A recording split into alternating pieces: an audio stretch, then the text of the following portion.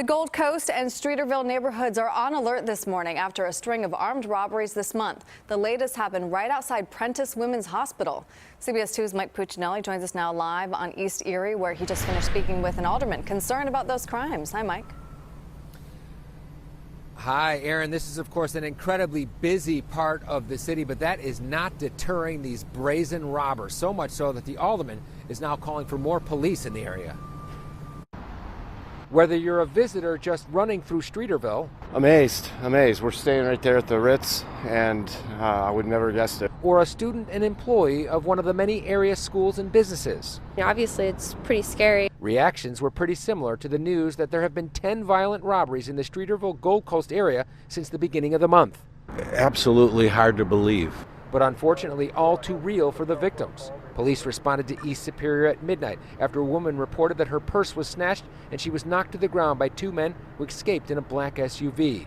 4 hours after that, and about a block away, a man was punched in his face while walking on Chicago Avenue.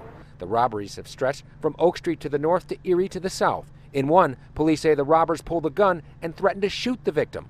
Alderman Hopkins is alarmed. The violence associated with them is very disturbing. In the two cases that happened last night, the victims did not resist. They were compliant, and yet they were still physically struck and physically assaulted. Sarah Bond says she'll be leaving her earbuds off until the robbers are caught. Especially when I get out of class at late at night. That definitely something I'll think twice about. Jimmy Kotler walks his dog at all hours of the day, but the robbers have been working around the clock as well. And it would be a shame to have to, not be able to walk around this neighborhood alone. Alderman Hopkins says there's video evidence of the two crimes from overnight, but so far there have been no arrests. We need increased patrols in this area. When these offenders are arrested, we need to take it seriously. They need to be held. They need to be subjected to the full force of the criminal justice system.